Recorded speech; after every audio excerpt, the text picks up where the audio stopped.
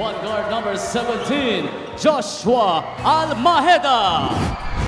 Center number 55, Yenny Eli. And power forward number 12, Vin Bergaso. Small forward number 8, Dwight Sagigip. Starting at guard number 0, Paulo Castro. Olivares College Lions is led by Mike Sagigip.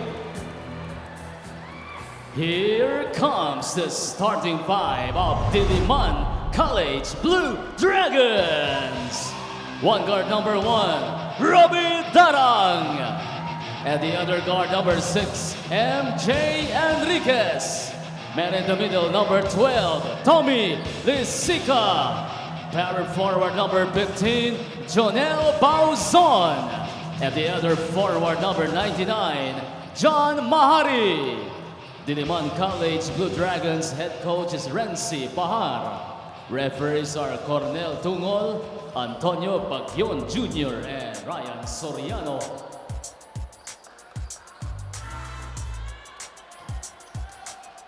So we're almost set para sa tip-off. You see the starters on your screens. Familiar names. Walang masyadong experiment itong dalawang kumparan because as you see, nag-work naman yung formula na yan. They've only suffered one loss each for these two teams, so they're sticking with that. And it's interesting, John. Now you're gonna think, ano kaya ang comeback na ito? Olivares is coming back with a vengeance. Are they gonna relax at some point or learn from their previous game wherein medyo bumagal yung kanilang tema at DILIMAN taking advantage of that slight window. And right now you can see that DILIMAN is just so aggressive attacking that. Bauzon scores the first deuce of the game. At rinig na rinig nyo yung intensity, no? Dito sa loob ng Olivares gym. Sa gigit, puts Olivares on hold.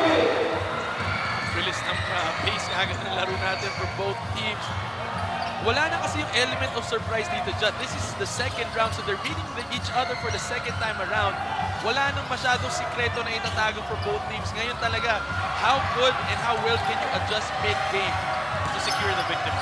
Darang, first shot of the game para sa kanya, it's a miss.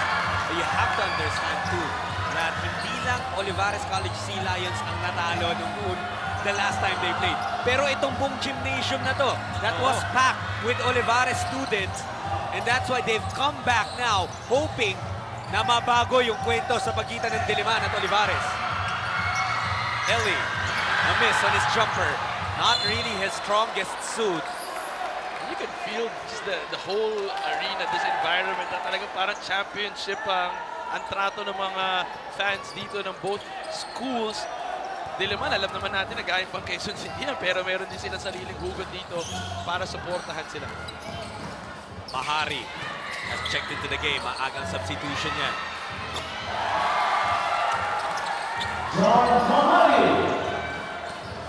Check that. Mahari actually part of the strong starting unit of DILIMAN College. Hindi lang siya yung naging major player. Hindi lang siya isa sa main guns, but he's the major factor kung bakit sila nakahabol against dito sa Olivares in their previous game. Yes, Darang was the one who won it for them, but all throughout the game, what kept them alive is this person. But talk to me about that situation for Darang. Nag-struggle buong game. Pero nung kinailangan ng puntos ng game-winning bucket ng DILIMAN College, sa kanya pa rin pumunta si Coach Renzi Bahar. And that was again, I'm not taking anything away from Darang, but the slip was a big factor. And when he saw that window, he approached the basket. But I'm going to continuously state what I've been stating, that victory, yes, that shot was because of Darang, but the whole team made it happen because ang tambak sila ng whole game. They made that run because of their defense. That's right. Okay, si Robbie Darang hindi na naghihintay ng fourth quarter ng last possession para gumawa. Here he is, exploding to the basket. And this guy has something to prove. Like we said, before their game against Olivares, he was the #1 go-to guy and scorer for them. But biglang big game na against Olivares na wala siya, he shot 3 out of 12. He has something to prove, and he has to establish himself right now early on in this ballgame. UCBL 2018 season is supported by Maxell Power Tools. Almaheda, iwan kay Vegaso. Supalpal ni Lisica, but there's a foul. Mukhang inabot sa katawan. Alam mo, Interestingly enough, pinagsabay ng Olivares tong si Lisica at saka si Bigaso in their previous game. Isa lang sa kanila ang ginagamit. Si Yanni would sit down and Bigaso would shine, and then it's the other way around. But this time, they're not taking anything now lightly tong Olivares. Pinagsabay sila sa laro na to, Eli and Bigaso. That's gonna be a strong inside presence for Olivares. Very interesting move. Sa panig ni Coach Mike Sagigit. Oh, he's really putting all of his ammo out, no? Kailangan niya tong panalong to, and he's gonna do whatever it takes para masungkit yung panalong yan. At the line, Bigaso. Di pagkaana nakakabuelo dito. Force on that second free throw. Nagulat nga ako. Jut, usually ang talaga nag-full court pressure ng matindi dito is DILIMAN. All throughout the game, a hard-nosed full court pressure ang pinakita nila against Olivares in their last victory, kaya nakabalik sila sa laro. But ngayon, parang ang Olivares ang mas agresibo pagdating sa depensa. Anong magiging susi para sa magkabilang kupunan para makapag-uwi ng panalo dito? I think Olivares' strength against DILIMAN is still their half-court offensive setup. They run the triangle so well, and the players are showing a lot of maturity. For DILIMAN, pushing the ball will be the secret. They have to not allow the Olivares to settle down in half-court defense, and they're going to tire out the main guns of Olivares if ever they keep running the ball. Call ang tinawag doon kay Bigaso. You see that left arm pushing off si Bauzon. Hindi rin nahabol ni John Mahari yung bola, and that's why it's a turnover para sa DILIMAN College. Babalik ang possession sa Olivares Sea Lions. UCBL 2018 season is supported by Jerry's Grill. 7-4 ang ating score. 7-11 remaining in the first quarter lamang ang DILIMAN College. Merang bola ngayon nasa Sea Lions. Paulo Castro, one of the best scorers in this league, gets fouled there. If not the best scorer, I would say, in this league. This guy's such a good hand stroke, and he's such a mature player. Alam natin, veterano na siya, graduating na nga sabi niya. But yung unfortunately, in their previous game, he sat most of the time in the bench. Hindi siya talaga nabigyan ng pagkakataon kasi gustong tumakbo ng Olivares. At bumabagal kasi yung laro pagka siya yung nandun sa loob because of his ability to score one-on-one. But right now, he has to get involved early on in this ball game. He averages 19.8 points per game. Nung naglaro ang Olivares at DILIMAN in the first round, 17 ang ginawa niya pero struggled from the field, 4 of 13 lamang. UCBL 2018 season is supported by Tough Mama. Ang depensa ng Olivares nananakal ngayon. Almaheda tumatakbo, leaves it for Sagigit. Lost the ball momentarily. Olivares recovers. Castro, susubukang umatake. Castro, hindi nakuha yung layup, but Eli was there. Talaga to si Paulo Castro. Created that opportunity for Eli. Good defense kay Almaheda. Iniwasang kumuha ng foul. Pero what an athletic play from Bauzon. Napakabilis ng aksyon dito. Is this a pace that favors one particular team? I think it's going to favor DILIMAN. If you're Olivares, you want to slow down the pace and try to beat them in that half-court set. And right now, you can see the struggle of Olivares because of this pressure of DILIMAN. It's forcing them to take hurried shots. Pero andyan yung hustle ng Sea Lions. They get another chance. Bigaso draws the second foul on Lisica. Napakasaya ng atmosphere dito sa loob ng Olivares College, but of course it's not something na na-enjoy ng DILIMAN College because it's going against them.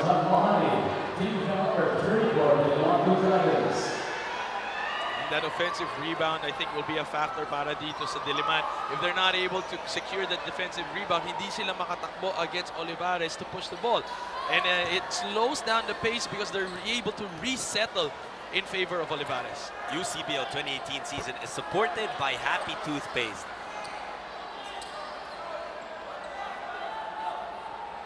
May kaklaruhin ang ating mga officials dito. They want to check on something and we'll try to get clarification. Ito i-announce ng ating Coliseum Parker.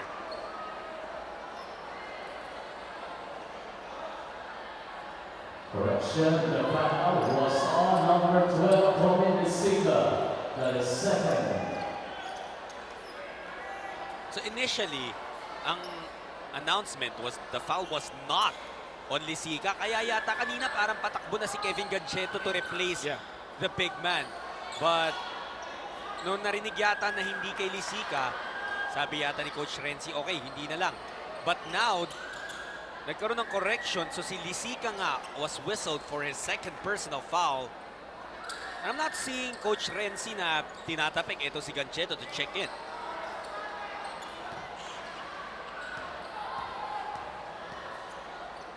Free throw para kay Pegaso.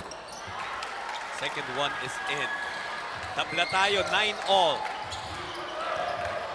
I like this matchup no, sa point guard position, Almaheda versus Darang.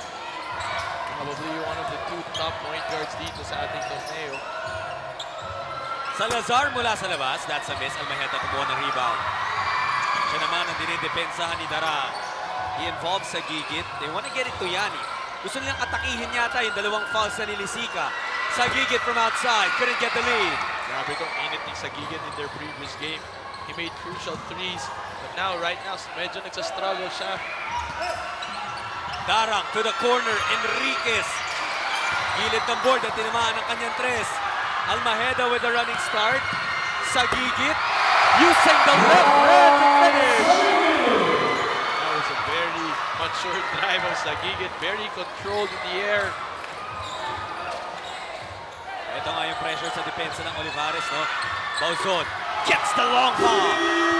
That's a good payback para dito sa Diliman, making them pay after doubling and finding that open guy for that open three. This is playoff atmosphere.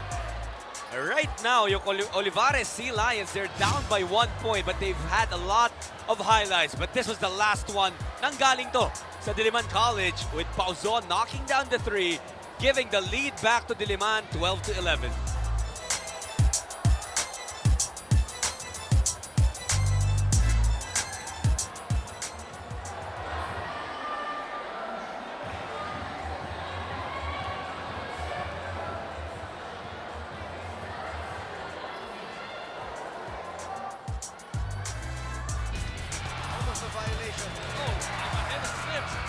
This was the play that gave Diliman College a big win over Olivares noong first round.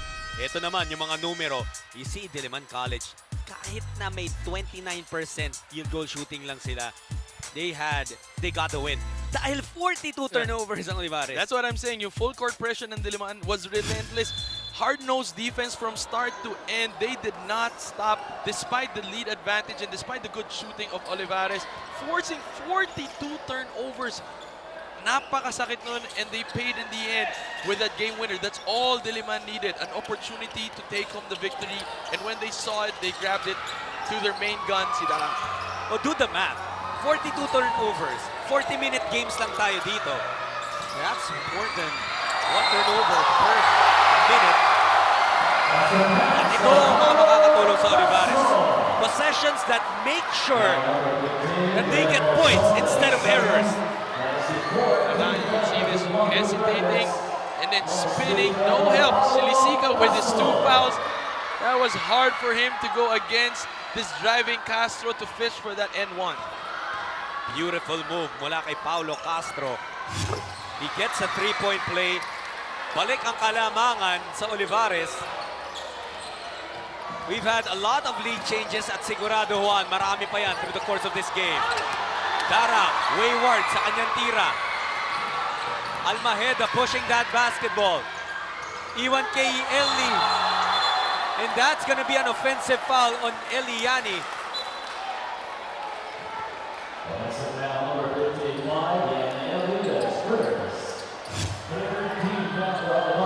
Check that again. Yung offhand ni Yanni Eli straight into the upper body of Tommy Lisica.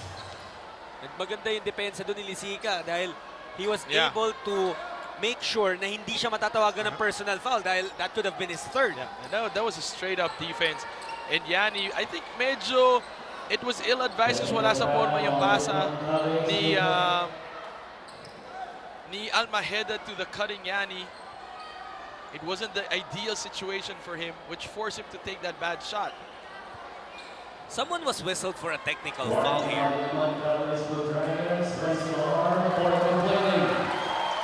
So na-warningan si Coach Renzi Bahar for continuous complaining. Wala palang technical, warning pa lang. You never want kasi as referees to be the ones na mag-dictate na laro eh. No? So these are good. Yung mga warnings muna before the actual technical. Darang zigzagging. Labas kay Salazar. He will use that pick mula kay Lisica. Almaheda playing sticky defense. 5 seconds na lang sa shot clock ng Diliman. Darang to Lisica. Oh, that was good unselfish play para kay Darang. Waiting for the last split second. Katulad mo, precise passing ang pinapakita ng Diliman right now. Almaheda naghahanap ng mapapasahan. It's gonna be a foul on Salazar. Ginugulo si Castro. At penalty na ang Diliman College. So that will mean 2 free throws kay Castro. Ito yung nangyari. Oh. Paulo Castro, lilinlangin niya eh. Ay yung hinihingi ni Salazar, offensive foul daw dahil hinok siya. But referee saw it as too much contact coming from the Diliman College guard. Paulo Castro.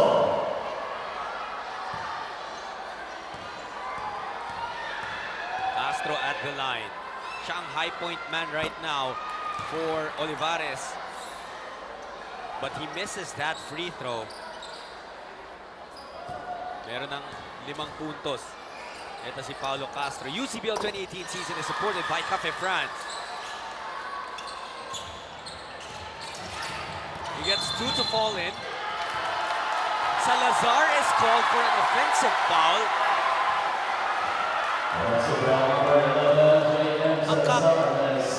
He was playing physical with De Leon. Ito kasi si Lance De Leon, one thing we've known from this guy, napaka-physical maglaro. And perhaps may have gotten inside the head of Giant Salazar. What you want right now is to keep De Leon. Alam natin na kahit gwadya nila nito, aktibo to pagdating sa boards. What a block there for Bauzon. Now it's Diliman College on the attack. Lisica setting the screen para kay Darang. Darang getting the space. That was a beautiful red play. Good pick and roll. The defense didn't adjust. Caught in that screen and Darang with that pull-up. Good decision. Olivares ang o-opensa. Nabasag nila yung full court press. Now it's Castro. 12 to shoot. Bigay kay Pegaso. Kontra kay Lisica. Naghanap ng kakampi. De Leon nakatangga. Iwan kay Eli. 5 seconds on their shot clock. Eliani. A foul called on, traveling. Called on Eliani. But you gotta appreciate, just sinabi ko, ang ganda ng half-court defense of Olivares in their previous game. Right now, it's Diliman actually that is playing good half-court defense, just continuously pressuring Olivares. No open shot despite enforcing Olivares to take really awkward shots, the shots that they don't usually take. So the turnovers piling up again for Olivares. Yan ang naging problema nila nung unang beses magharap ng dalawang koponan. UCBL 2018 season is supported by Adline. Darang, free throw line J. Wala. Rebound kinuha ni Almaheda. Forward pass kay De Leon. Now they get into their scorer in Castro. Olivares down by 1 point. Castro bibigay sana kay Pegaso. Andun si Gancheto para guluhin yung possession na yun. Just talaga hinahanap ng Olivares si Castro. They want him involved early on in the ball game. In their previous match, Castro was just spotting up more often than not. But here, talagang sa kanya siniset up yung play. They're asking him to get the ball and then they're gonna start rotating and adjusting based on the actions of Castro. You know, it may have been Darang na nakascore nga ng game-winning bucket, pero ang nag-best player nung unang nagharap ng dalawang koponan na to was Evan Kokia, who just entered the game. A second left bailout jumper sana ni Lalata.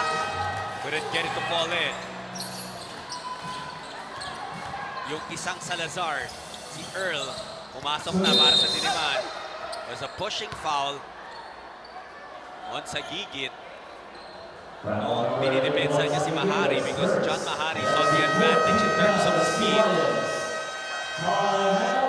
We Timeout on the floor, 16-15. Yun lamang ng Diliman College right now. Coach Renzi Bahar in the middle of the floor talking to the referees. He's got to watch it. 1:59 remaining in the first quarter. Magbabalik po ang UCBL.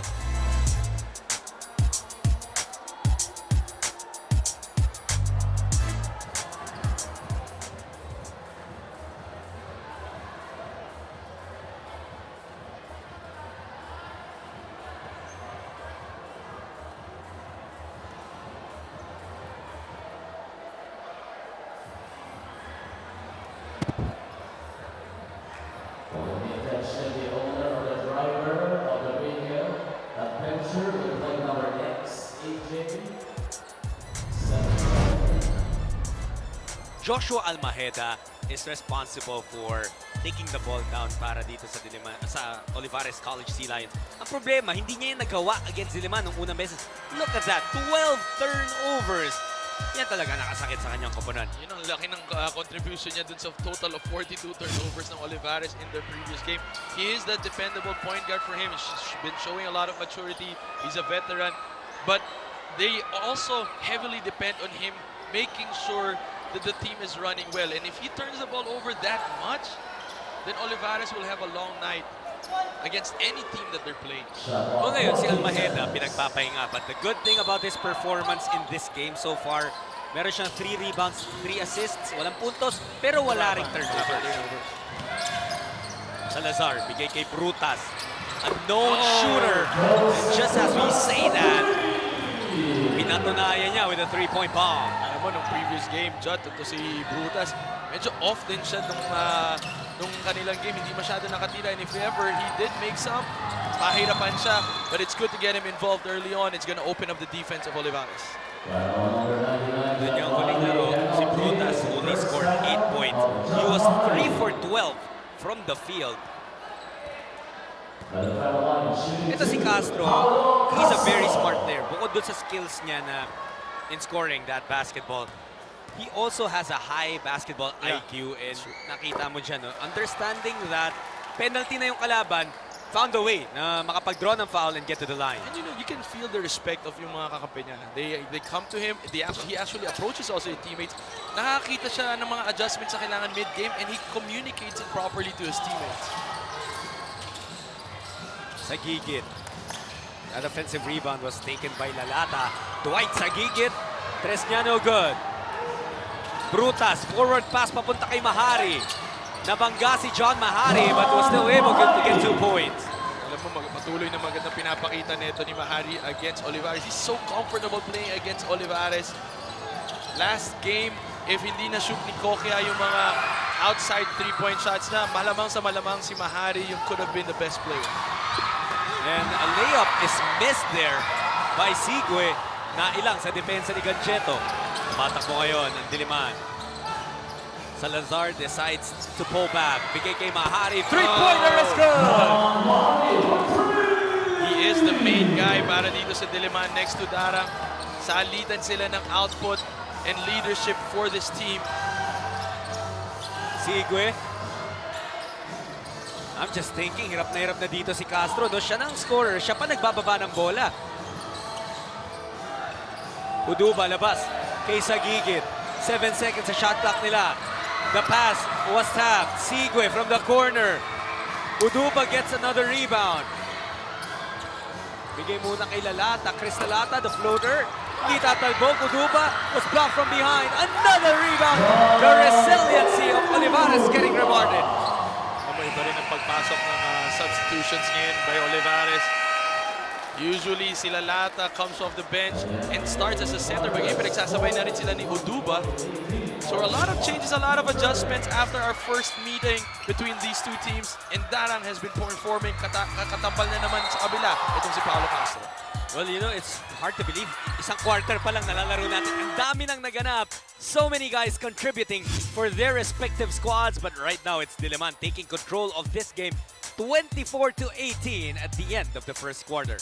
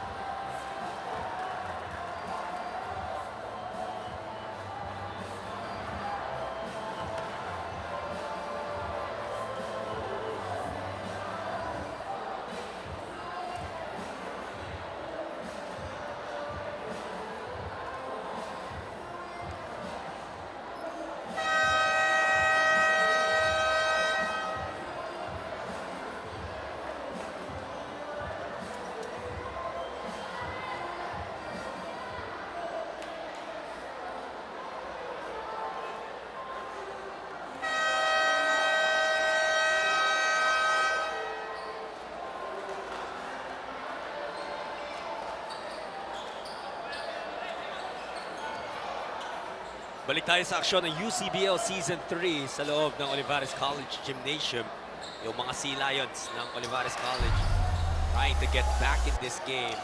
Medyo naiwan na sila, 24-18 by the Diliman College. What was the most important thing for Diliman College in that first quarter? One, I think it's their shooting percentage right now. Diliman College is 10 out of 18. Very selective with their shots, all closely inside the shaded area. Samantalang ng Olivares shooting 5 out of 19. That's 26% in the first quarter. So well done. Alam mo, I was expecting, Judd, that ang Olivares yung maganda who will come out strong and very aggressive in the beginning of the game. Samantalang ito ang Diliman showing so much composure and maturity. Parang kumbaga pwede nating sabihin na alam namin ang numero ng Olivares, alam namin kung paano kayo pigilan. And right now they're playing so confidently. At ang Olivares naman ang nag-a-adjust sa kanila. Lalata naglambitin sa ere, was blocked there. At hirap na hirap itong Olivares to get buckets near the paint. Kokya mula sa labas! Money on the three! Specialty of the house ni Kokya yan. His last 2 3-point that he made in their previous game was the secret that brought them within that striking distance of Dana. Naka-apat na tres siya doon, no? All of his points actually in that game scored from beyond the arc. Empty na naman ang Olivares. No, the defense of Diliman College dito sa ating laro, hindi na nagpo-force ng turnovers but they are forcing Olivares into super difficult shots. Yeah. Almaheda. Ito si Joshua Almaheda has the mold of a pure point guard. But would you want him, would Olivares need him to take more shots? And I think right now Almaheda is not really your kind of offense player. He gets to enjoy the open court when he's running it, but in terms of half court, he's such a good facilitator para dito sa Olivares, which is why he was immediately brought out of the bench. Nakita ng Olivares na siyam na ang lamang. We need him to start composing the team, especially if Paolo Castro's on the bench. Magpapalitan ng tao si Coach Mike Sagigit. Balik na si Yanni Eli sa sahig, replacing Uduba. Balik naman si Vinny Begaso, replacing Lalata. Bibilis ang pahinga natin ngayon, Judd, especially from the side of Olivares. The starting five almost will be complete again, and we're just 2 minutes past the original time that we started the second quarter. Nakita kasi na Olivares na lumalaki na lamang ng Diliman. I thought Sagigit had a layup there. Three-pointer is good from Sagigit. He had better plans. Ayaw niya ng dos. Darang using that pick mula kay Gancheto. Robbie Darang, iwan sa kanyang import yung bola. 10 seconds sa shot clock ng Diliman College. Gancheto stop. Gancheto has nowhere to go. Puts it off the glass and in. Wow, such composure, and you can see the face of Eli, the frustration that he played good defense until that final shot. 29-21 ang ating score, 8-point lead para sa Diliman College. 7.5 minutes remaining sa ating second quarter. Begaso, naghahanap na mapapasahan. Almost a turnover. Found a way to save it. Pero may jump ball ang pinito, and Darang looks like he was hurt. Shaken up sa kanyang kaliwang balikan. Good effort and good scramble defense by Diliman. Begaso now will be heading to the bench. Held the ball quite too long, but Kokya there, as you can see in your screens, was relentless, kept on tapping the ball, not giving up on the play on Diliman. So ang jump ball, a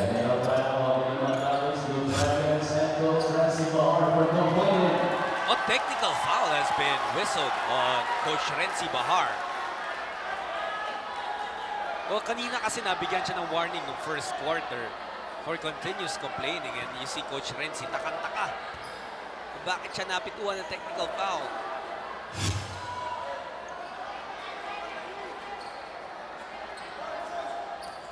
Parang humihingi si Coach Renzi kanina ng second motion dito. I think that's, I'm not the best lip reader, pero I was trying to get a hold of what sabi niya sa ating referees. Putting it in the contest, matiga na masaktan talaga ng todo dun si Darang. And as a coach, that's something that you will be concerned about. And I think he's trying to contest that call, but because it's his second time and second offense, tinawagan na siya ng technical. Coach Mike sa gigit. Medyo kalmado doon sa kabilang panig ng ating side. Another tap, another turnover for Mahari. For Olivares College, taken by Mahari. Pero bago pa maka-steal at maka-easy lay-in si John Mahari, natawagan na ng offensive foul ang Olivares College. It will be on Geronimo. But alam mo, untouchable tong Olivares before their loss to Diliman. They really played differently, and I think it just brought them back to earth after losing to Diliman. And right now, Diliman naman, on the other hand, their confidence is so high, and we can see it. This wasn't the same situation in their first meeting. It was Olivares dominating the whole game, and Diliman just trying to inch their way slowly, forcing turnover after turnover, and at the last second, killing them with that buzzer beater by Darang. But right now, it's just a whole different dynamics in terms of ball game. 29-21, 8-point lead for Diliman, and they're able to control it compared to the Olivares now, trying to find their groove against this Diliman defense. Alam mo, nagkakabaliktad nga yung kwento. Because in the first meeting of these two teams, yung field goal shooting ng Diliman napakababa. They shot 29%. Right now, Juan, yung Olivares College is shooting 25% from the field.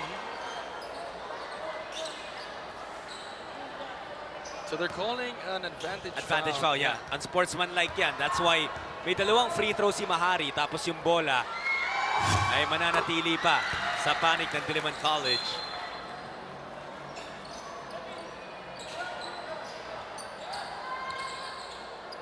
(30-21) ang ating score. Ahead ang Diliman College after that free throw mula kay Mahari. He actually split his chances. Here he is now.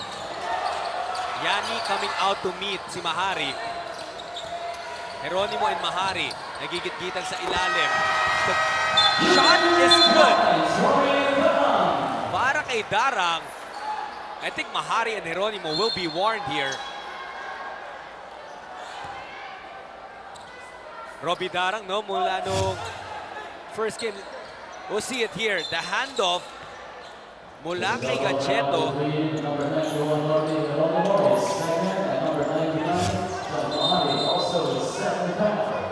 Double foul ang pinito na kay Mahari and Geronimo. And I like that call, Juan. It just is a warning sa mga players na we're watching you. Tigilan nyo na kung ano man yung extracurricular activities pa na ginagawa nyo. How about Darang? Yeah. Yung last time nga, he really struggled, was able to save the day at the last possession. Ngayon, not taking his time.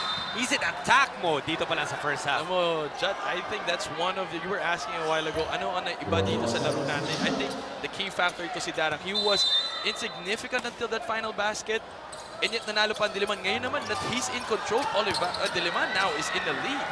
UCBL 2018 season is supported by Adline. Salazar underneath. Nawala yung bola kay Gacheto. Darang, libre na naman. Not this time. And Castro is back on the floor. Another turnover para sa Olivares. Count the basket, may fall pa. Mahari will head to the line to complete a three-point play. Wow, and Diliman just dominating Olivares, imposing pressure against them. So much confidence, John. I know paulit-ulit, but I'm telling you, this is a different Diliman school against Olivares. Every time magkaka-turn over ang Olivares, Diliman College capitalizes on them, and they are able to get points off turnovers.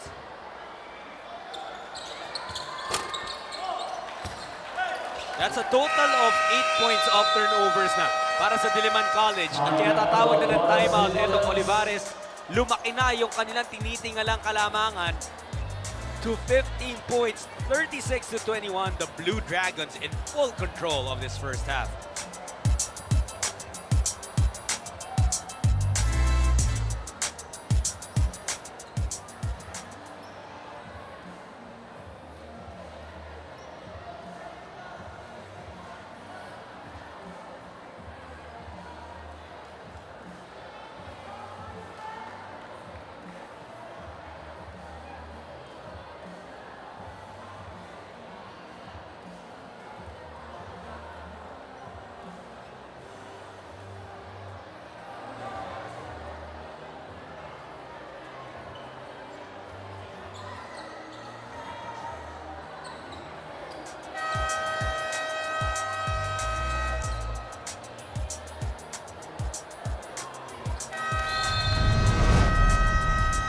John Mahari, tulad ng sabi mo kanina, isa sa mga inaasahan day in and day out ng Diliman College. And the last time magharap ng dalawang koponan, he was dependable. 18 points, 4 rebounds. Alam mo, magkakaroon ng runs ang Olivares na tatambakan itong Diliman. And then, John Mahari on his own will be so aggressive, attacking strong to the basket. And then breaking that run of Olivares and keeping Diliman within striking distance. Olivares hirap na hirap sa kanilang opensa. Lance de Leon. Hanap kay Yani. Now it's Castro, their usual source of points. Castro's, the door was shut on him. Dahil kay Gancheto, Sigue, punta kay Castro. He has to put it up. Castro only gets the iron. At tumatakbo na naman ang Diliman College. Darang, iwan kay Salazar. Naagaw ni Sigue. Now it's Olivares' turn to run. De Leon will take the jumper. De Leon para madanet. Grabe yung mid-range perimeter ito ni De Leon. Magandang pinapakita niya lagi dyan. 4 straight points for De Leon just by pulling up. At yan yung mga kailangan mo, no? Coming off a timeout, mga spurts, mga mini runs to bring life back to your team. 36-25. 11 na lang ang lamang ng Diliman College thanks to that man, De Leon, with back-to-back hits. Yan yung una. Tapos, Olivares gets the steal. De Leon, another one. And his team, now within 11 points, 5 and 42 remaining in the first half.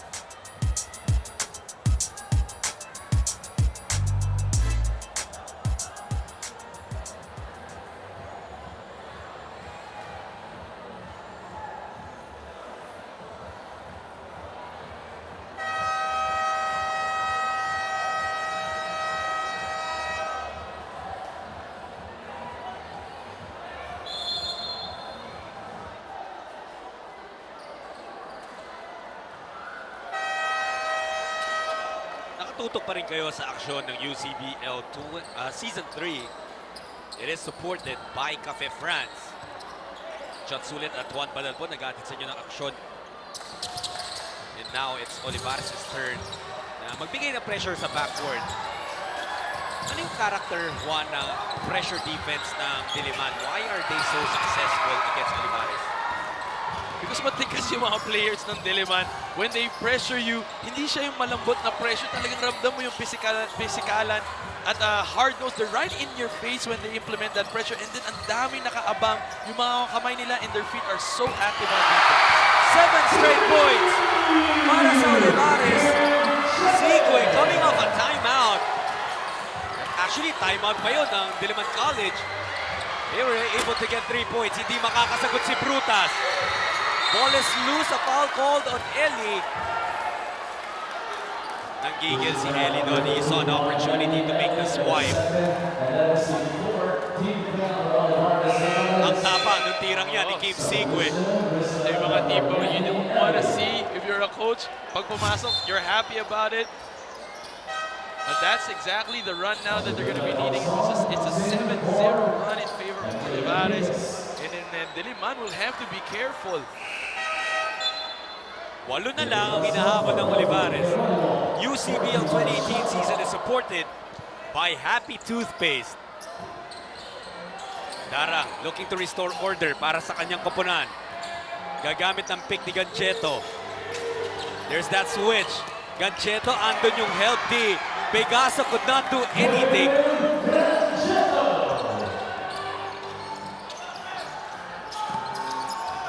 Very in sync si Darang at si Gancheto. You'll see it every time they run that pick and roll play. Ito si Chris Lalata. The kick out to De Leon. Stolen by Diliman College. Mahari will finish on the other side. Alam mo, yung turnover nila hindi ganun kadami since last time. Pero nakakasira ng momentum yung mga turnover ng Olivares. Mainit na sana sila. And then, they're forced to commit those turnovers and converted lagi ng Diliman. Sigue susubok ulit. Money on the three. Grabe yun, saan galing yun? Magic Puro for Coach Mike. Paying dividends with 2 3 points. 40-31. Siyam ang lamang ng Diliman. Make that 11. John Mahari has taken over. Sabi ko sa'yo, John, ito si John Mahari, resilient yan. Keso kung ano pa score sa board, this guy will consistently play his game and will deliver for Diliman. That was the layup that he made earlier. Was after this three-pointer ni Kim Sigue, which got Olivares within 9 points. Nagparamdam na naman si Mahari. Unfortunately, he couldn't complete the three-point play. Pero Mahari, meron ng 13 points sa ating laro. To make that 15 points. De Leon, nakalusot. Out to Sigue. May tarang na nakaharang sa kanya. Uduba, baseline J. That's good.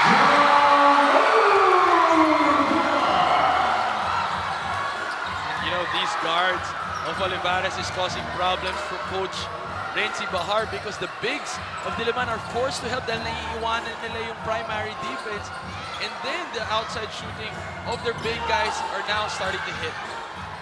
UCBL 2018 season is supported by Top Mama. That has been a go-to play para sa Diliman College. Kaso lang, Ganjeto, minadali yung kanyang tira. Would have gone down with that basketball at baka nga naging takyang pa yun. Medyo minadali niya yun. Off-balance shot, not ideal layup that you're looking for. But it could have been a good pass. That was a wide open. Mababa ba? Hindi niya nasalawin. Mababa yung pass ni Darang eh. And I don't think he was gonna, he thought na tatalon to si Gancheto eh. Tinalon niya kasi yung pasa kaya nagmukhang mababa. Oh, that's right. Kung sinalo lang muna ni Kevin Gancheto, could have been a perfect pass. Oh, grabe itong depensa ng Diliman. Another turnover in that full court pressure. Sa backcourt pa lang, di na makataw itong Olivares. Here's Darang. Siya pa rin orchestrating the offense. From outside, it's a miss. Castro with the rebound. Castro loses the basketball. It will go back to Diliman College.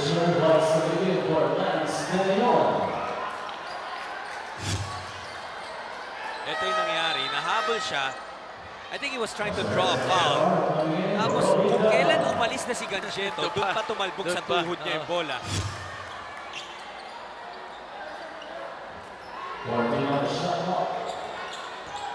UCBL 2018 season is supported by Jerry's Grill.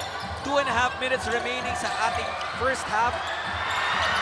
Siyam ang lamang ng Diliman College. Bola nakuha ng Olivares. They're pushing it. Uduba, back out to Almaheda. Magre-reset muna ng opensa. Pegaso. Uduba, binigyan ng jumper. He couldn't make Diliman pay for leaving him open. Salazar. Bola na kay Earl. He will attack. Uduba with a big block. The first shot. Oh, Almaheda making that bad decision. Hindi nakatingin si Sagigit when he threw that outlet pass. And so many turnovers committed by Olivares dito sa second quarter. Alahoy yung atake ni Gancheto. Almaheda to Pegaso.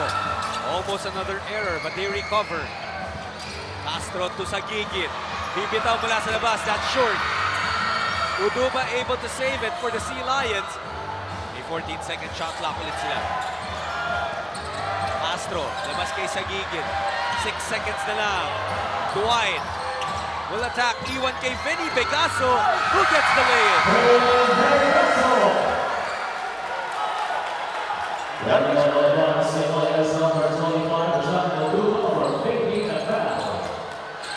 Almaheda getting the steal to Pegaso. And they call a backcourt violation, which I have to agree with. Andito tayo, yung pwesto namin is by the side, by the half-court line, and I really thought that was a good play. UCBL 2018 season is supported by Holy Cow Steaks, Ribs, and Chops. Ano nakita mo dun, Juan? I mean, I think it's because it's a scramble type of play. It's hard to call a backing because it's a loose ball. But because the body was clearly on the other side and they had possession, the referees called, oh! What a throwdown on the putback by Gancheto. If yun yung ginawa niya kanina dun sa unang alley-oop ni Darang, baka iba pa yung kwento natin. But that was a very, very good slam by Ganjeto. Castro to Picasso. Uduba, napatalon yung kanyang defender. Wala, Sigurd offensive rebound. Ball is loose, another turnover para sa Olivares. That has been the story. Salazar could not complete the transition attack. Olivares naman ang tatakbo sa gigit with the glide steps.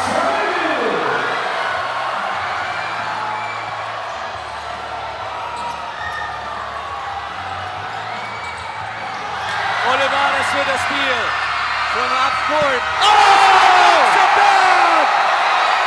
Paulo Castro from half court.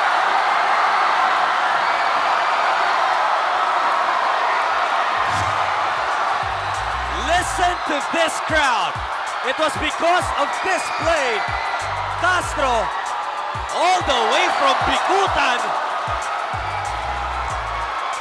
I-re-review ng ating referees if they're gonna count this. It looked good, Juan. It looked good. What a way for Olivares to enter the halftime break. And the basket is good. Paulo Castro gets money on the three. At yung kaninang 15-point lead ng Diliman College has been trimmed down to just 4 points, 44-40 at the end of the first half.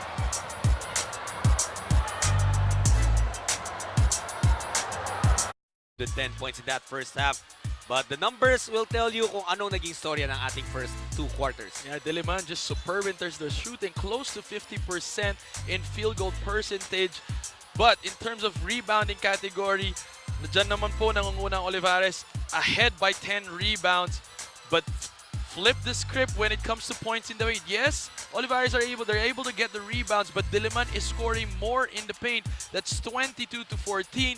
And Olivares continues to struggle. It's lesser than their previous match, but still, they have 10 turnovers compared to the 8 of Diliman. Yung kagandahan dito para sa Olivares, they are missing shots, but they are getting offensive rebounds. Nagkaroon sila ng 12 offensive rebounds in the first half alone. These halftime stats are brought to you by Maxell Power Tools. Ito naman, Juan ang ating leading scorers. Yeah, you've got Paulo Castro with 10 points, Sagigit with 9, Sige with 6, Bigaso with 5, who was the potential best player for Olivares in their previous game.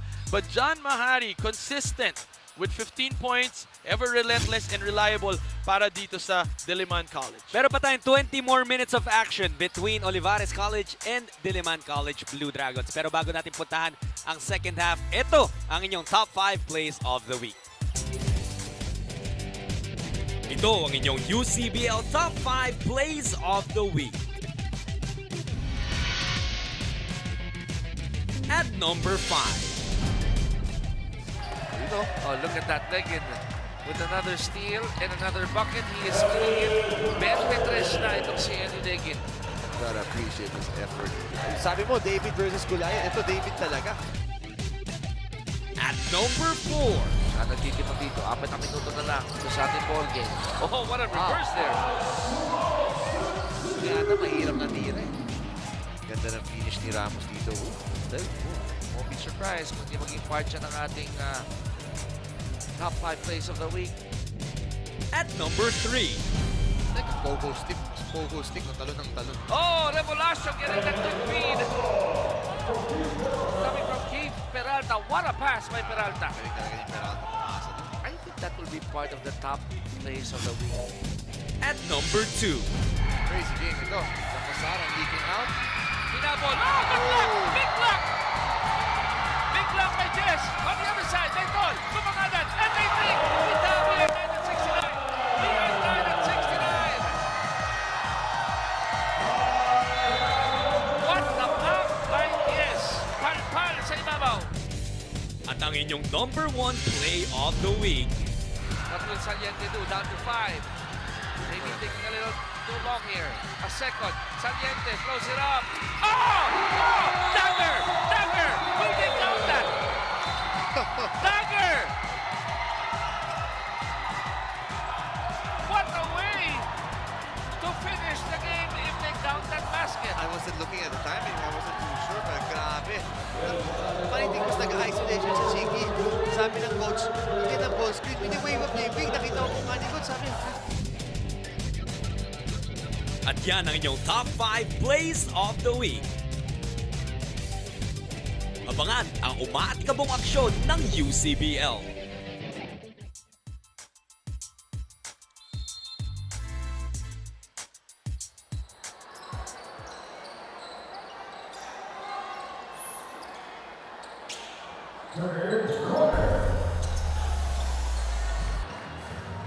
The third quarter is underway dito sa Olivares College Gymnasium. Lamang pa rin ang apat ng Diliman College. They try to go backdoor to Bauzon. Bauzon masyado malakas sa kanyang tira. Ellie with a rebound. What needs to happen sa Olivares para makuha nila ang lamang? And again, they ended the second quarter on a high note. Them being relentless and making those outside shots. Kanina, they've been struggling in the field goal, even their outside shots. Open siya, they miss it. At sana this third quarter, ay patuloy na pumasok yung mga tira nila. UCBL 2018 season is supported by Maxell Power Tools. Malayo ang ibinaba ng turnovers no, ng Olivares from their first meeting down to this one. But still, they're down by 4 points. And I think yung depensa rin ng Diliman, ibang-iba eh. Hindi siya kasing higpit katulad ng first meeting nila. But and yet, they are on top. They're just showing so much confidence. Sabi ko nga sa'yo dyan, iba yung Diliman na nakikita natin. Alam nilang, kaya nilang talunin itong Olivares paulit-ulit. And lumalabas yun sa katayuan nila, even the way they run their plays. They've been dictating the whole game. Castro, two-man game with Pegaso. Now they involve Yanni Eli. It's a miss and Lisica will get fouled by Pegaso on that rebound play. Itong si Lisica at saka si Ganjeto, both active on the boards for Diliman. And every time Yanni Eli tries to overcommit against the other guards of Diliman, that's easy rebounding for these big guys of Diliman.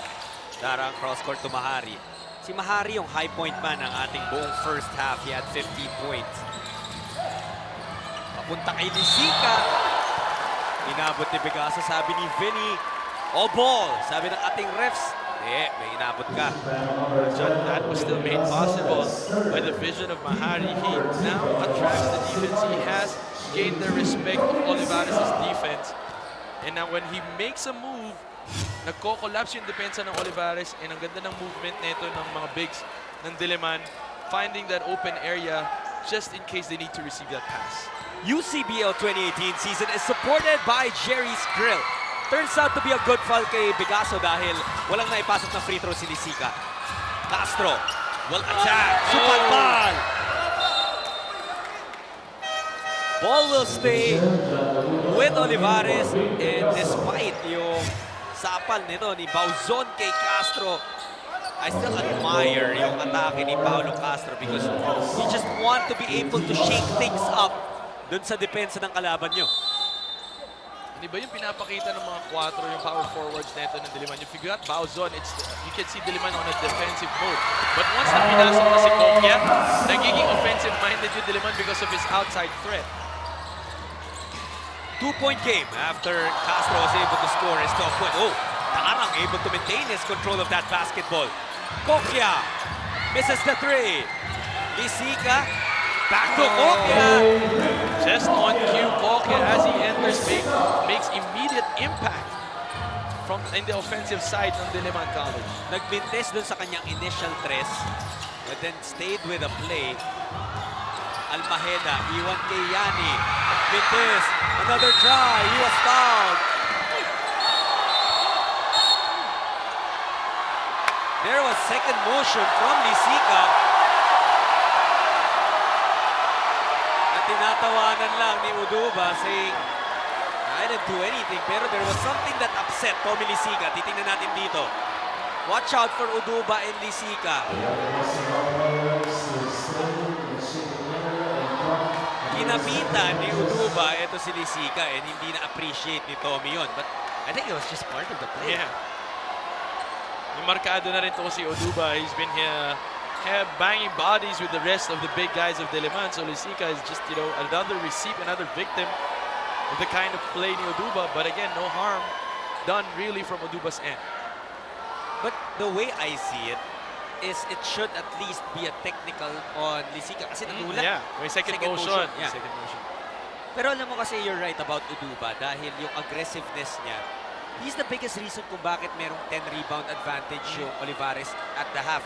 He actually has 9 boards already. And he comes from the weak side. It's such a good help from that side because all the offense is focused on Paulo Castro. And every time he overshoots or misses, you've got Uduba from the weak side just gang rebounding together with the rest of the guards. Kasi sa second half na hindi natin masyado nakita si Eli. But Vigaso and Uduba cleaning up the boards for Olivares.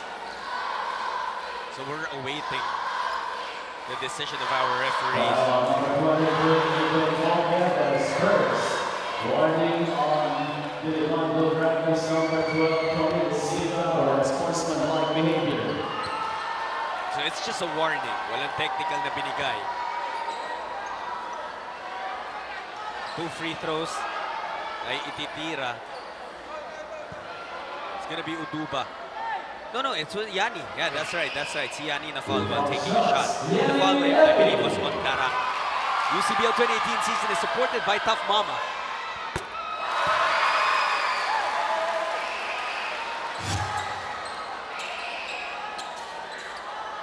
Ito yung nangyari kanina, yung magandang pasa ni Lisica to the cutting Kokya. This assist of the game is brought to you by Jerry's Grill. Hindi nakakuha ng puntos si Yanni on the second free throw, but they get the possession back. 1 of 2 siya doon. Could be something even better para sa Sea Lions. Sa gigit. 4 on the shot clock. Castro making his move now. Castro, athletic lay-in. No go. Brutas bigay kay Kokya.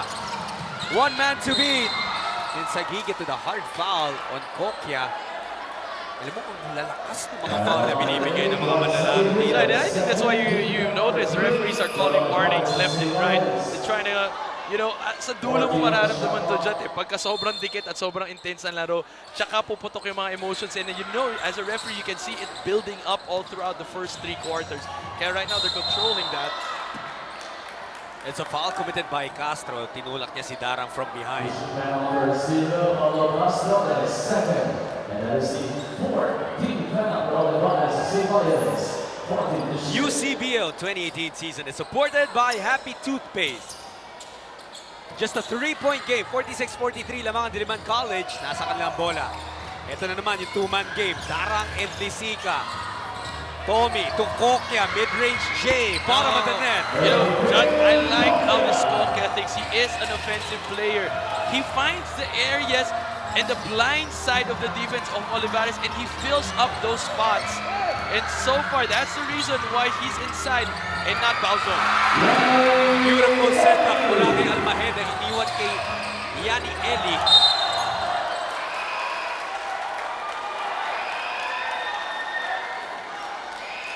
Ball out of bounds dahil doon sa pressure ni Sagigit. Oh, they get a stop actually. Great defense, Murak.